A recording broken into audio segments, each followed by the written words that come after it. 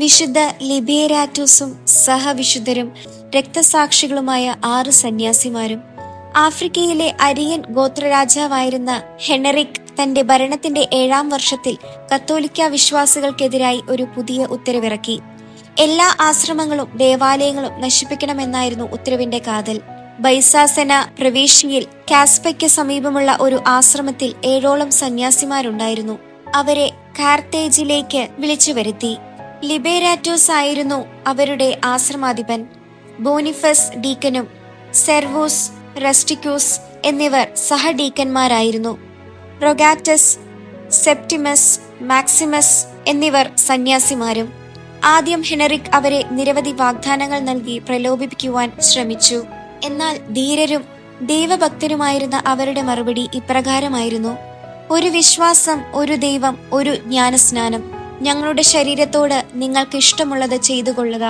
ഒപ്പം നിങ്ങൾ ഞങ്ങൾക്ക് വാഗ്ദാനം ചെയ്ത നശ്വരമായ സമ്പത്തെല്ലാം നിങ്ങൾ തന്നെ സൂക്ഷിച്ചു കൊള്ളുക.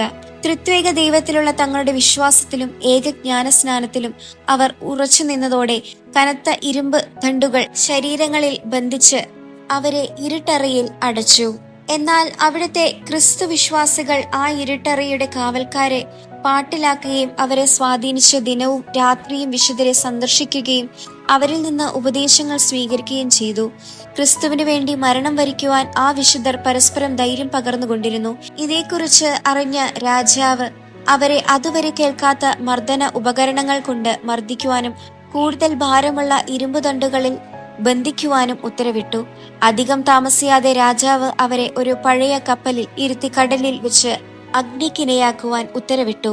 നിരവധി തവണ തീ കൊളുത്തിയെങ്കിലും പെട്ടെന്ന് തന്നെ അത് അണഞ്ഞുപോയി. ആ യാനപാത്രത്തിന് തീ കൊളുത്തുവാനുള്ള എല്ലാ ശ്രമങ്ങളും പരാജയപ്പെട്ടു. അതിൽ കോപാകുലനായ ആ രാജാവ് തുഴകൾ ഉപയോഗിച്ച് അവരുടെ തലച്ചോർ തകർക്കുവാൻ ഉത്തരവിടുകയും അപ്രകാരം ചെയ്യുകയും ചെയ്തു. അവരുടെ മൃതദേഹങ്ങൾ കടലിലേക്ക് എറിഞ്ഞുവെങ്കിലും ആ തീരത്ത് പതിവില്ലാത്ത രീതിയിൽ ആ മൃതദേഹങ്ങൾ ആ കരയ്ക്കടിഞ്ഞു. അവിടുത്തെ വിശ്വാസികൾ ആ വിശുദ്ധരുടെ മൃതദേഹങ്ങൾ എടുത്ത് ബിഗുവായിലെ വിശുദ്ധ സെലറേനോസിന്റെ ദേവാലയത്തിന് സമീപം ആദരവോടെ അടക്കം ചെയ്തു. 483 ഈ വിശുദ്ധർ രക്തസാക്ഷിത്വം വരിച്ചത്.